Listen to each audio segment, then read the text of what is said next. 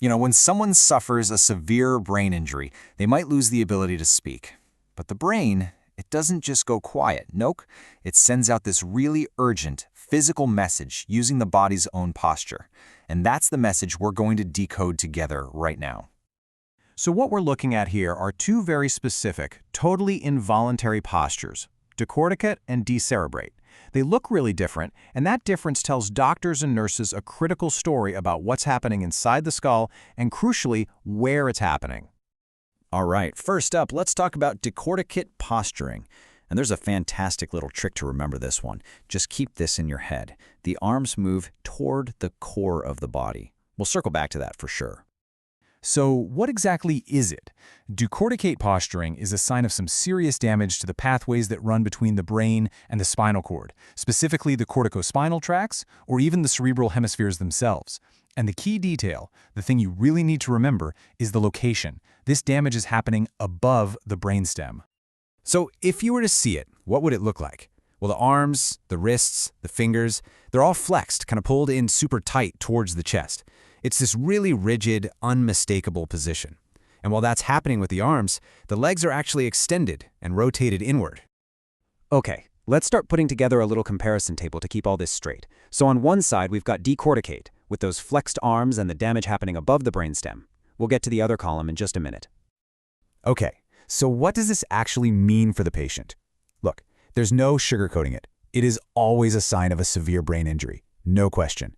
But because the brainstem itself might still be intact, it means some of those basic core reflexes can still be there. So while the prognosis is definitely serious, it's not always a final verdict. There can be a path to recovery. It's grave for sure, but there can still be a glimmer of hope. All right, let's switch gears and talk about the second posture, Decerebrate. And you can probably guess where this is going. It's pretty much the opposite. The memory trick for this one, everything is extending away from the body. And the definition here is absolutely critical. Decerebrate posturing, this tells us the damage is way deeper, at a much more fundamental level of the brain. We're talking the midbrain, the pons, or the brainstem itself. You see that immediate contrast, right? We've gone from an injury above the brainstem to one that's happening at or even below it. And wow, the physical appearance is just completely different. Instead of curling in, the arms are now locked out, stiffly extended, and rotated so the palms are facing down or away from the body. The legs are extended like before, but often you'll also see the head and neck arched way back in a position called opisthotonus. Okay, time to go back to our table and fill in that second column. And this is where the difference just pops right out at you. Where Decorticate has flexion, Decerebrate has extension. Where Decorticate is an injury high up, Decerebrate is an injury deep down in the brainstem. And we can even pinpoint it further. It's below a structure called the red nucleus. And you better believe that difference in location has huge clinical implications.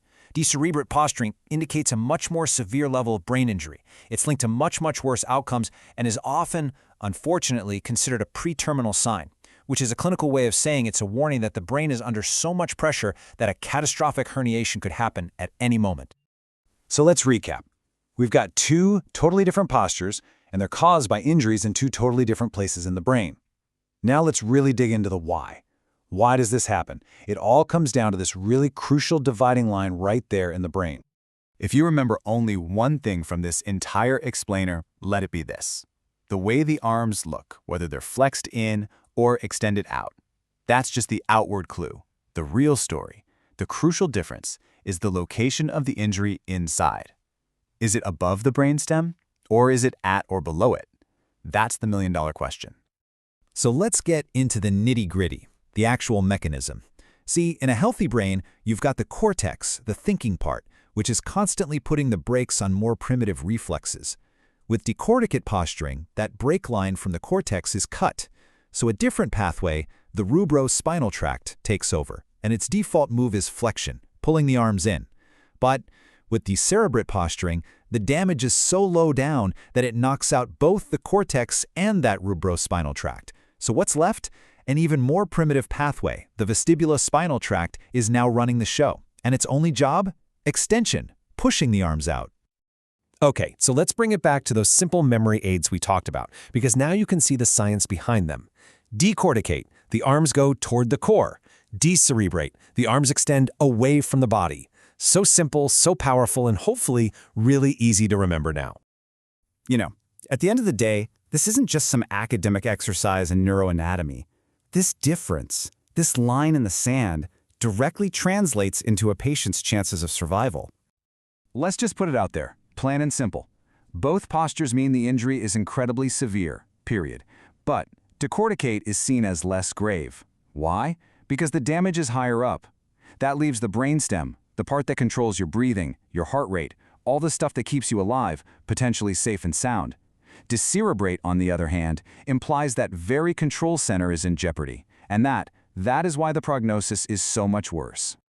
And listen, this isn't just some theory from a textbook. This is a core, fundamental principle in clinical neurology. This clinical note right here just nails it. The deeper the damage goes, the more essential the functions that are getting knocked out, and the graver the outcome becomes. It's amazing, really. The body's posture tells you that entire complex story without saying a single word. So there you have it. A simple, silent observation of the body can tell this incredibly profound story about a brain in crisis. And it really makes you wonder, doesn't it? What other vital, silent messages are we overlooking maybe every single day?